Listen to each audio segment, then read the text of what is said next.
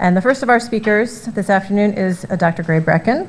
Gray is a historical geographer and the founder and project scholar of the Living New Deal, a nationwide team effort to identify, map, and interpret the public works legacy of the New Deal. He's the author of Imperial San Francisco, Urban Power, Earthly Ruin and Farewell, Promised Land, Waking from the California Dream, and both are published by the University of California Press. And I want to welcome him to the podium.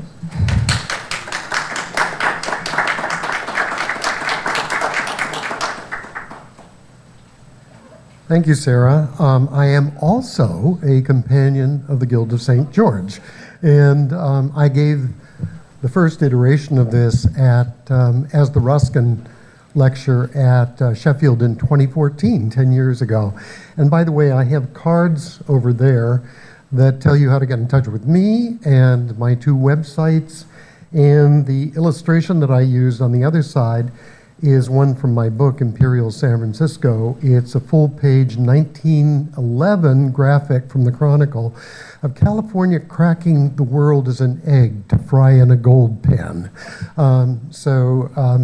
It's from the book, but it's in color, which my book is not. Okay, well, let's get started. There's a lot to cover. This is a talk that, as I said, I gave it in Sheffield, and I was a bit unsure of my thesis at that time. I've become much more certain ever since then.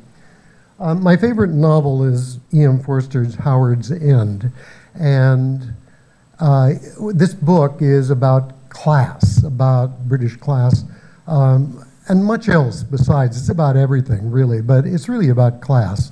So here's a little clip from Merchant Ivory's movie of Howard's End. Leonard Bast is a working man who's trying to improve himself by reading Ruskin against some stiff competition. Thoughts that go through my head. You laugh. You're listening then? Not only accidents, but you'll get wet in the rain. Did you? No. You said you lost your umbrella. I think, Lord, he'll catch cold. He'll go to his chest. And where's the money to come from for the doctor? And what if he is in an accident? And they take him to the hospital in the ambulance? And him with holes in his socks. Hey, Jackie. I want to see. What? There's holes in your socks. Stop it, Jackie. Len.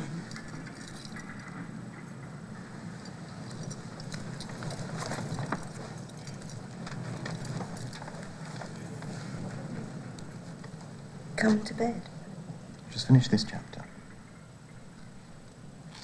Len.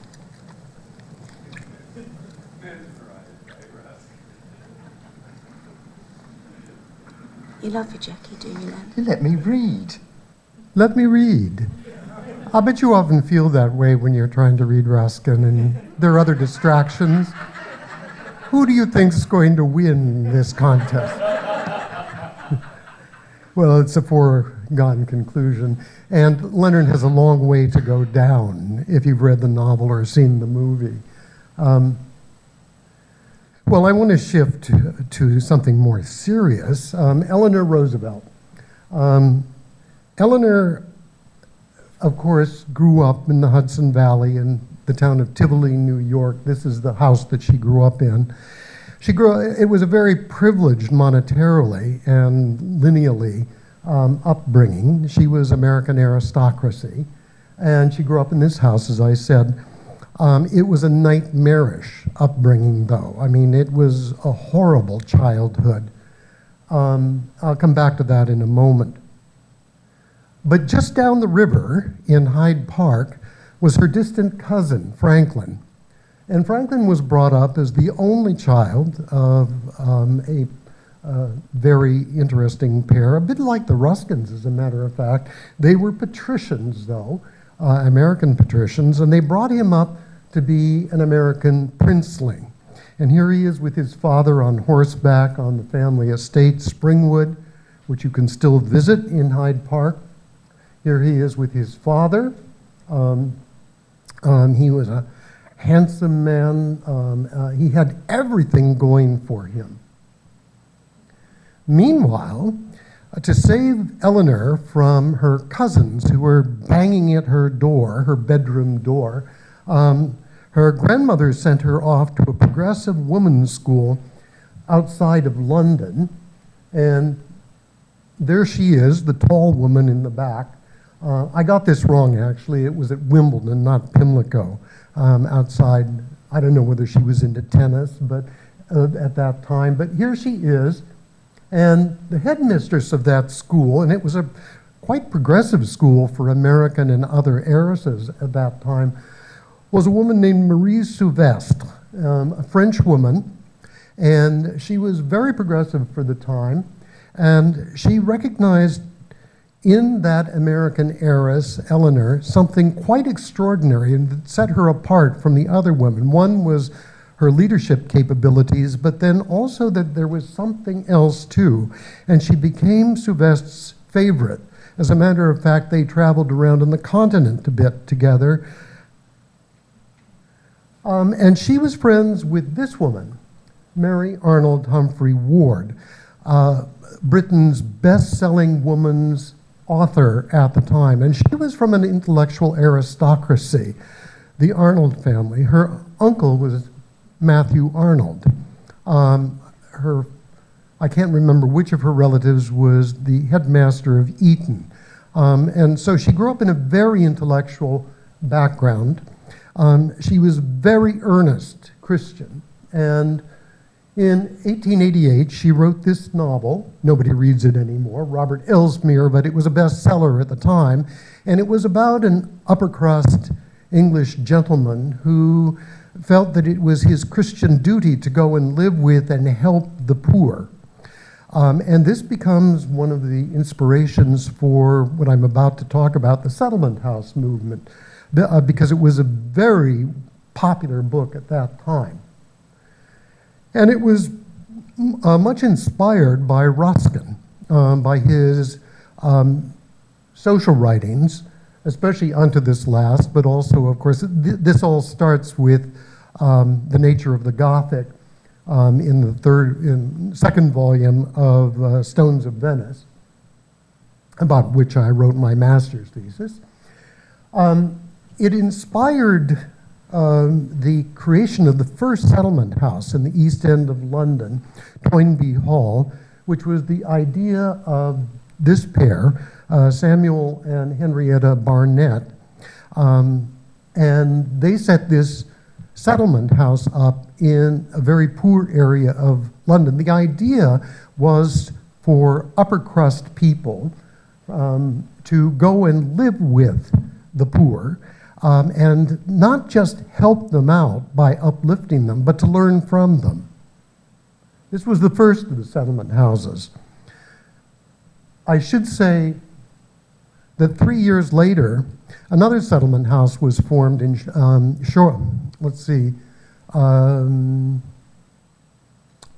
I've forgotten the area of London. It's south of the Thames. And it was the University Women's Settlement, which became Blackfriars, and that was established with the help of Octavia Hill. So there's a direct through line from Ruskin through Hill to the settlement house movement. It then merged later with the Mary Ward House, which you're about to see. Well, Jane Addams, from a well-to-do Illinois family, and her companion, Ellen Gates Starr, went to see Toynbee Hall and were inspired by it to go back to Chicago and create Hull House, the most famous of all the American settlement houses, which still has a presence in Chicago, though nothing like it was at the time. Here she is, one of the most respected women in the United States at that time. She was the first woman Nobel Peace Prize winner because of the work that she did. She was very progressive, as was Hull House itself. Well, if you're in New York City, you should go to the Lower East Side and see the Henry Street Settlement, which is still going strong. It has a wonderful museum. Most of the settlement houses have gone out of business for reasons I'll come to later on. But you can go there, and there is this museum. It was founded by a Jewish woman from, again, a well-to-do family, Lillian Wald, one of the real progressives of the period, who was a visiting nurse, but then realized that the poor that she was serving had much greater needs than that. So she set up the Henry Street Settlement House, which, as I said, is still going strong. This is Mary Humphrey Ward, an oil portrait of her. She and her husband lived on Russell Square in the Bloomsbury neighborhood at that time, which had not been gentrified. There was a part of it that was actually quite poor near Russell Square. She decided that the poor there needed a settlement house. She established one in Gordon Square near Russell Square first, which was very strongly imbued with her Christian ideas, and which caused some of the members of it to decamp and establish a more secular settlement house nearby. Not to be outdone, she decided she would build a settlement house that would be more secular, very close to Russell Square. But she was trying to raise money for it. She was well-to-do herself, but she was raising money for it. And then in the mail comes a check for £4,000 from this fellow, John Passmore Edwards, sometimes known as the Cornish Carnegie. He was a self-made man who had come to London. He had been come from the working class. He came to London and actually made a fortune as a publisher. And then he devoted his money to building over 70 buildings for working class people, hospitals, libraries, settlement houses. He is undeservedly forgotten in Britain because he really was an extraordinarily generous person. These are just some of the Passmore Edwards buildings that you'll see. This one is in Islington. This is in Whitechapel, near Toynbee Hall, as a matter of fact. And so, with the aid of Passmore Edwards, whose donations to what becomes this settlement house eventually amounted to 16,000 pounds, 4 times his initial donation, results in this building. And here it is today. It's a beautiful building. It looks like it could have been designed by Voisey or Bailey Scott. Bob and I, whenever we're there, we always manage to walk past it, sometimes go inside. This is the inside of the house. Here's the entry to it on Tavistock Place, and it was later renamed for Mary Ward herself. If you go around to the side of the building, you'll see this entry, and there's something very peculiar. On the roof is this statement, probably written by Mary Ward herself. Oops. Let's see. I'll have to read this. A settlement is a colony of members of the upper classes formed in a poor neighborhood with the double purpose of getting to know the local conditions of life from personal observation and of helping where help is needed. The settler gives up the comfort of a West End home and becomes a friend of the poor! Exclamation mark. And then it goes on.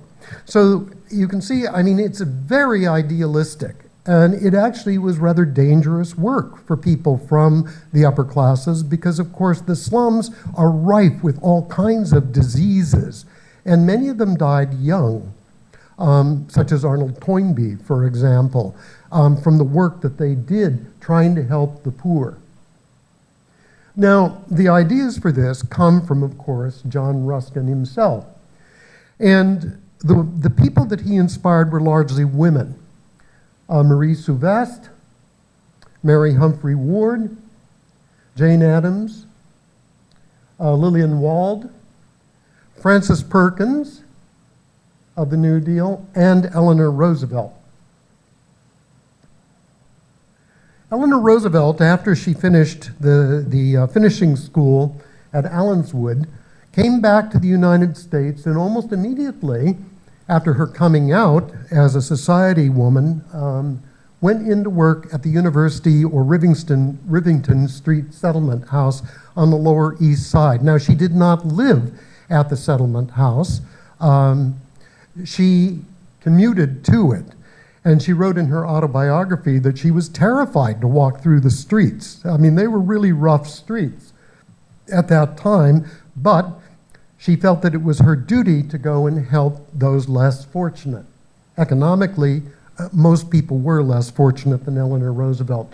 This is Rivington Street in the 19th century. Very crowded. The hygiene, of course, was terrible. But she worked at that settlement house. Now, while she was working there, her distant cousin, Franklin, came a-courting. And here they are, posed together, and love sprang up. They were married in 1905. The bride was given away by her uncle, President Theodore Roosevelt. Some people say that Franklin just wanted to get closer to his very distant relative, Theodore. I think that there was a lot more involved than that. And it was a great pairing, as I'll come back to. So Franklin and Eleanor spent 6 months on their honeymoon. They did the grand tour. That was common at that time. Here she is in a gondola, probably reading the Stones of Venice in location. Franklin was an aspiring politician. He was a Democrat, unlike the other branch of the Roosevelt family on Long Island. The Hyde Park Roosevelts were always Democrats in a thoroughly Republican county. When he was president, Dutchess County always voted against Roosevelt. He had everything going for him until 1921, when he contracted polio at Campobello, the family's summer home. This is one of the only 2 photographs of Roosevelt in a wheelchair. Basically, the extent of his paralysis was hidden from the American public, who probably wouldn't have voted for him had they known how severely debilitated he was. Here's Franklin and Eleanor entertaining young victims of what was then known as infantile paralysis on the porch of their house. And I always say that Franklin had to learn compassion. Eleanor was born with it. Although she developed over her career, she developed enormously. Franklin as he was recovering, he went down to Warm Springs, Georgia for hydrotherapy, and he believed that everybody should be entitled to that kind of Warm Springs hydrotherapy that he felt had helped him. So he gave about a third of his fortune to creating the Warm Springs Institute, which is still going strong, but it helps with other kinds of diseases since the invention of the polio vaccine.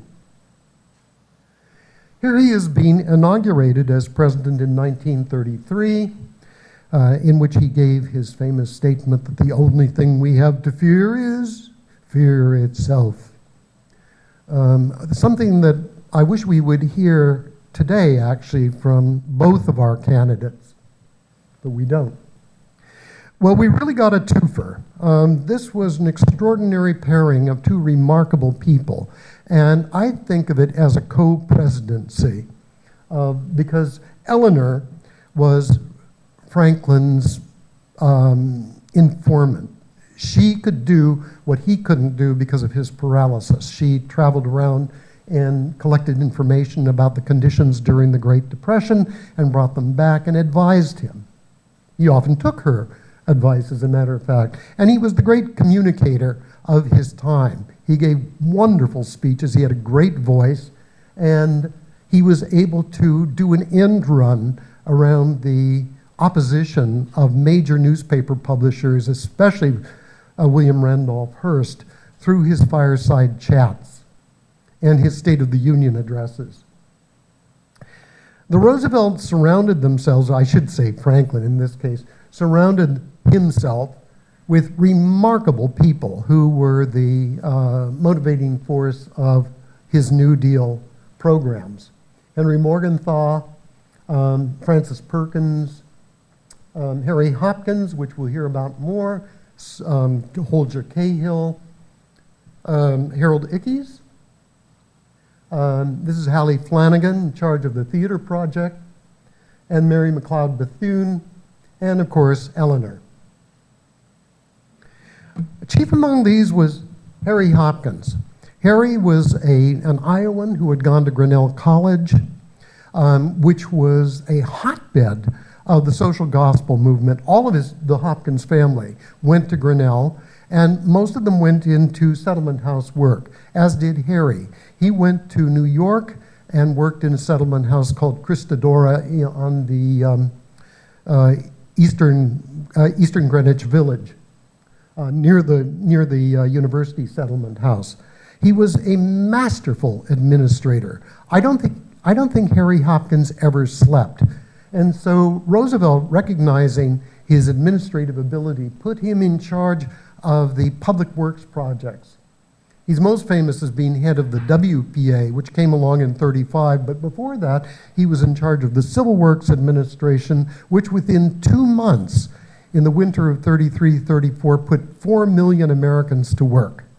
But it only lasted for about 5 months. Then it became FERA, the Federal Emergency Relief Administration, and then in '35 it becomes WPA. Then he becomes, towards the end of Roosevelt's administration before the war, Secretary of Commerce, and then he becomes the go-between during the war with England. And all the while that he was suffering terribly from stomach cancer. Now, I'm going to have to move over here so I can see what I'm talking about. When I was preparing for giving the talk in Sheffield, I spent some time at the Metropolitan Archives in London, where the Mary Ward Settlement House papers are housed. And something struck me as I was going through that. Here is the settlement house. This is the cover of their magazine, The Associate. What struck me was the close parallels between what was going on at that representative settlement house, and many others as well too, and what the WPA then was doing several decades later. This is a statement in the Henry Street Museum. It shows that the heads of the settlement houses, at least the more liberal settlement houses, because there were conservative settlement houses as well too, they wanted to get past the idea of charity to the root causes of so much of the societal ills, and at the root was poverty itself. So we have to address that issue before we can address the symptoms of it, particularly crime, delinquency, etc. So it was a systemic approach to societal ills, and that is taken up by Harry Hopkins in the WPA. Now, this is the Mary Ward settlement, which gave vocational training so that people could make a living of their own. This is vocational training in the WPA, in this case for black men. Domestic economy was taught at the settlement house, as it was in the WPA. Dancing was taught, and as it was in the WPA. Oh, it was dancing was what Eleanor Roosevelt taught at the University Street settlement house. Sports were taught. This is Mary Ward. This is the WPA. Workers' education was given at the settlement house, as it was by the WPA. As a matter of fact, this came under fire, of course, by conservative congressmen, that working men were being taught what their rights were, as well as working man's history. Music was a very important part of the settlement house movement, as it was in the WPA. Here's a jazz band, for example. Children were extremely important. They understood that if children are blighted early on, they will be a burden on society and to themselves. So it's best to take care of young children, particularly as far as nourishment goes, but also because of, also through early education. That was Mary Ward. This is WPA. No, I think that was Settlement House too. And this is a kindergarten, a WPA kindergarten in San Francisco. As you can see, it's interracial. The idea in the United States was to break down racial barriers early on so that it doesn't take hold. That was not true in the South. The kindergartens there were racially segregated, but black children got early education. Arts and crafts were extremely important. This is Mary Ward. This is WPA, and you can see again it's interracial. This is a painting class with Chinese children in San Francisco. This is a WPA art center in Florida. And then crippled children.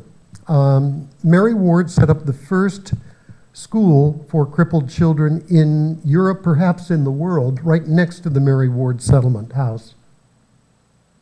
It had its own ambulance, for example, to deliver the children to the school. This is a WPA school for art class for crippled children in San Francisco, I believe.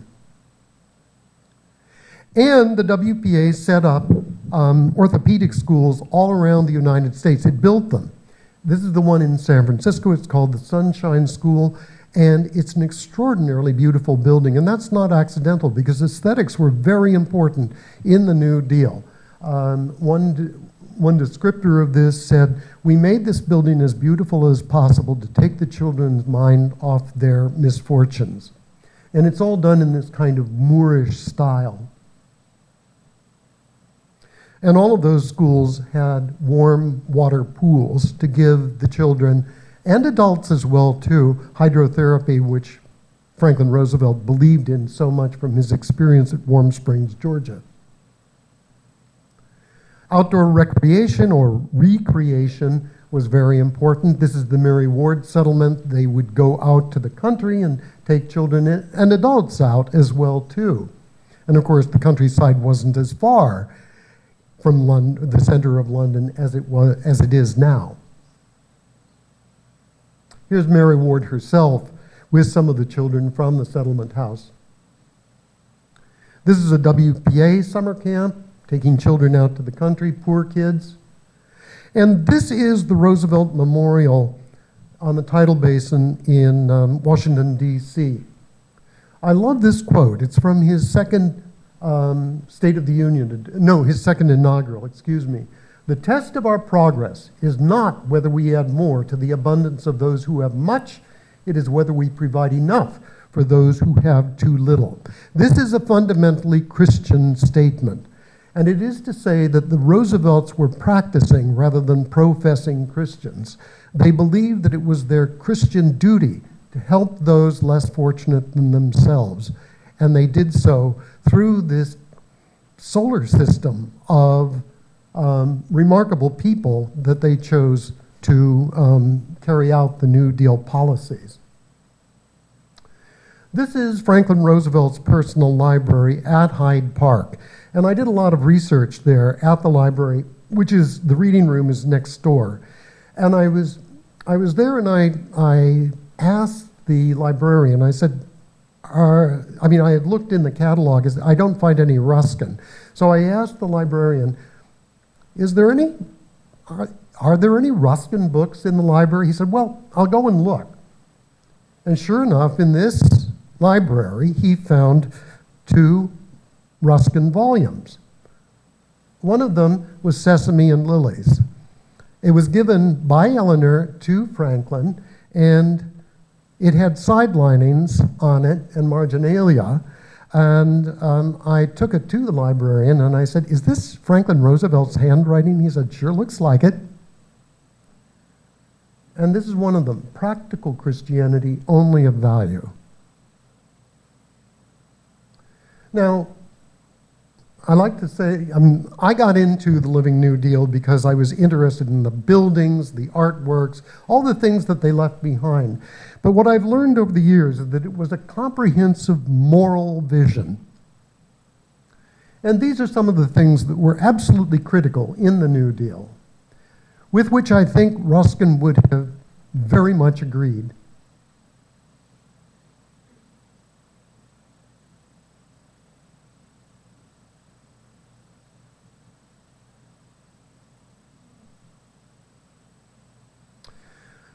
This is a painting in the original Social Security building in Washington, D.C.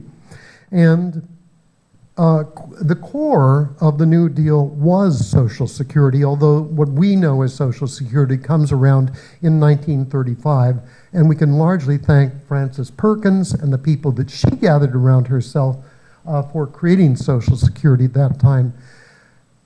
I don't think I mentioned that Frances Perkins, who has been actually beatified by the Episcopal Church for her activities, she had gone to work with Jane Addams at Hull House. So that was her early experience. She devoted herself to helping other people less fortunate than herself. And she and Franklin Roosevelt were able to pass Social Security in 1935, largely with the pressure put on by the more liberal settlement houses who were in touch with her, as well as Eleanor Roosevelt and others as well too.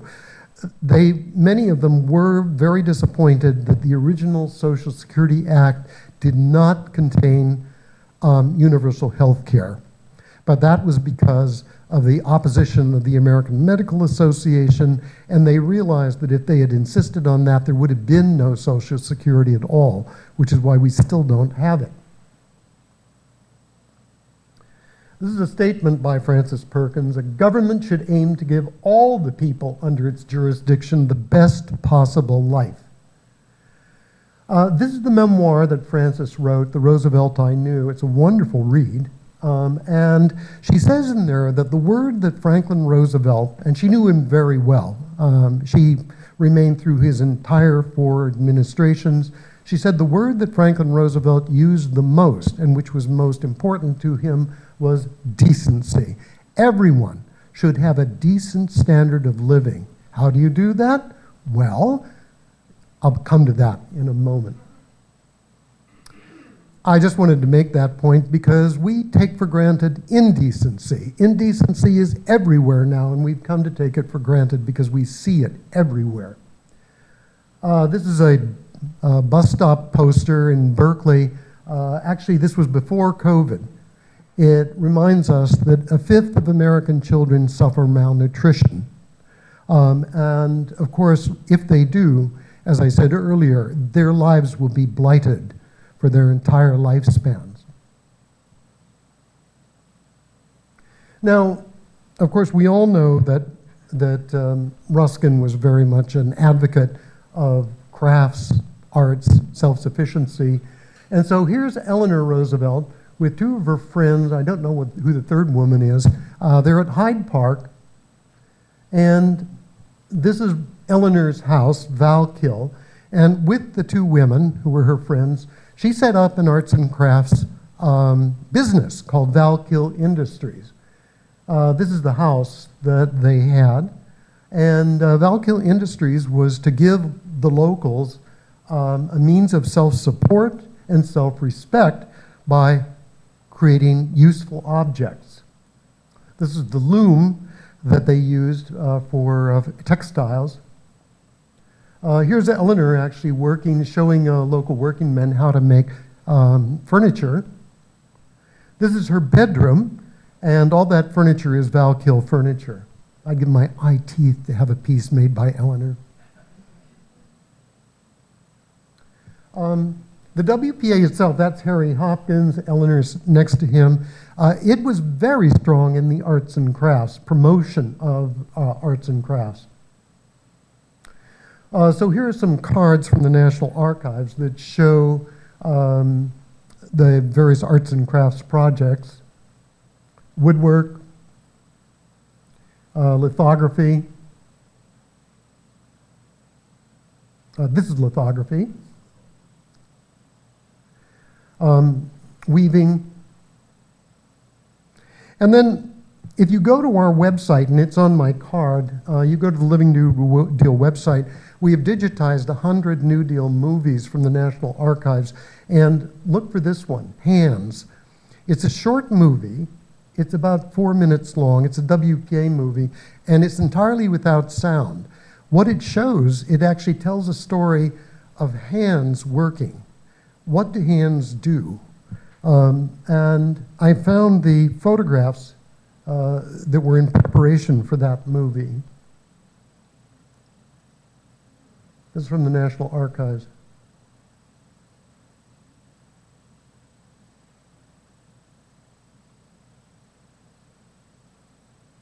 This one's very moving. It's of black and white hands of aged women working together, an ideal still to be realized.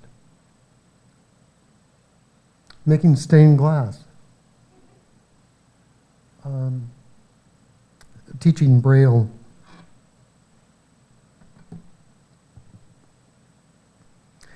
And here you see a WPA poster for the craft school at the Henry Street settlement, which gives you an idea that there was this almost perfect integration of the government program, WPA, and the settlement house movement. They worked very, very closely together. Eleanor spread all of this because she was also a working journalist. Even when she was the First Lady, she had a syndicated column read by millions of people, and she was able to promulgate this through her daily column. She never skipped a day.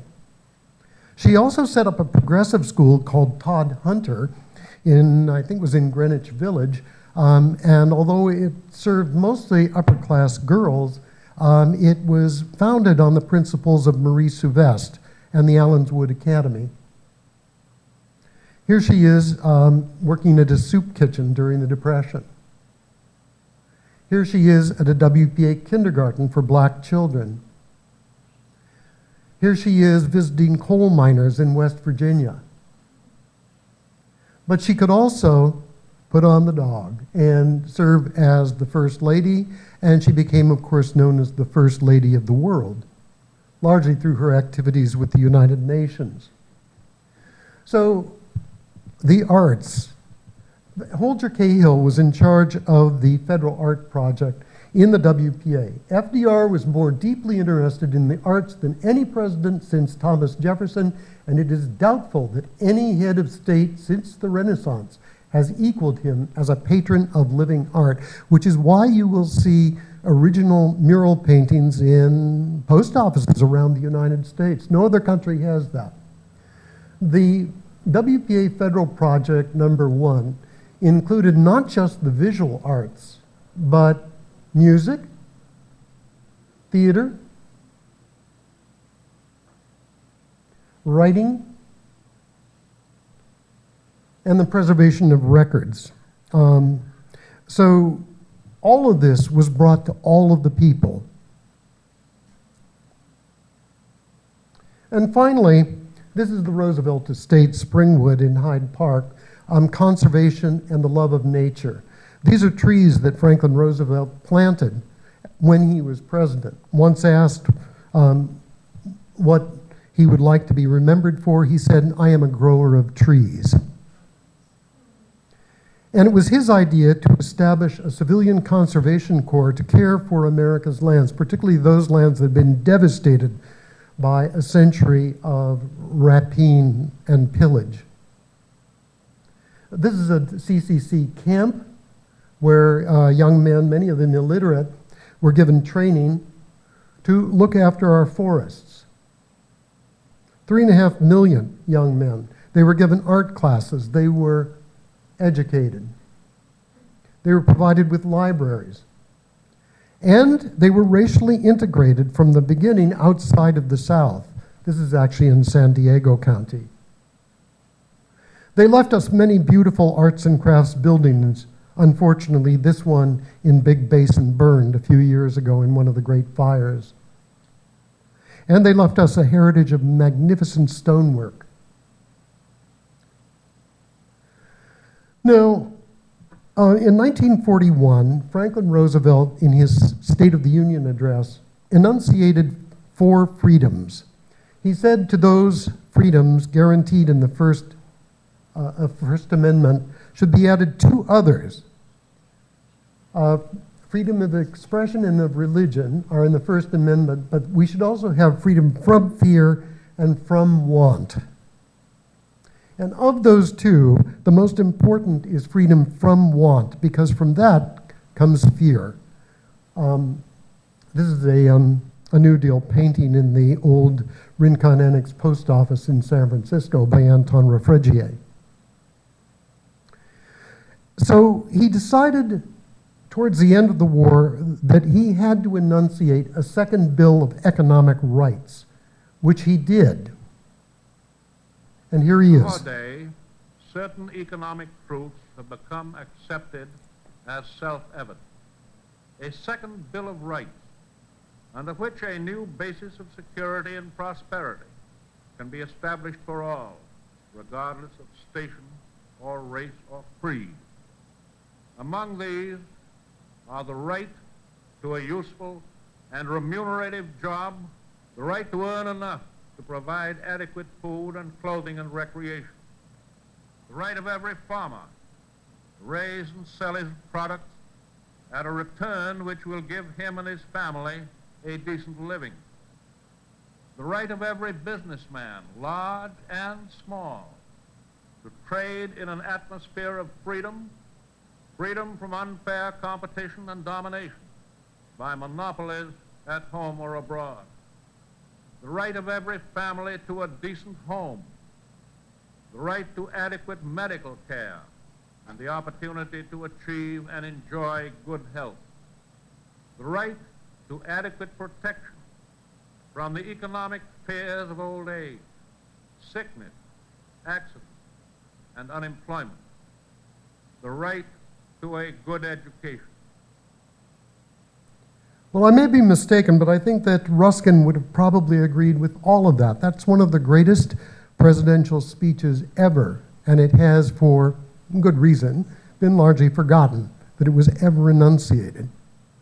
Why should we have all of those rights? Well, he answers that.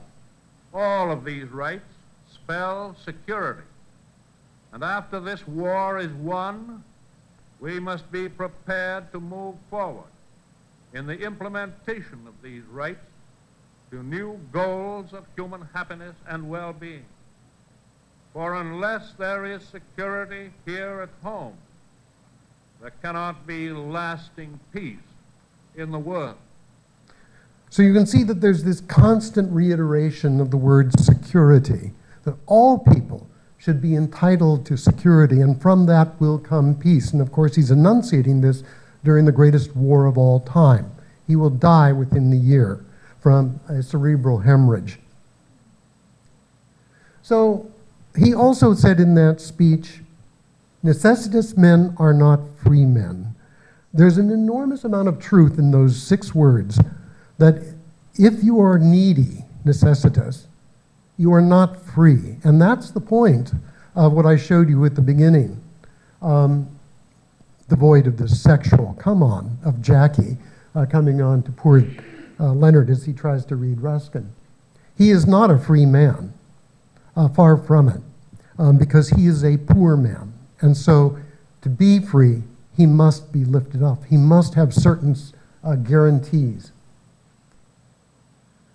And so Eleanor actually took that to the United Nations, which was, again, Franklin Roosevelt's idea, so that we would never have another war like that.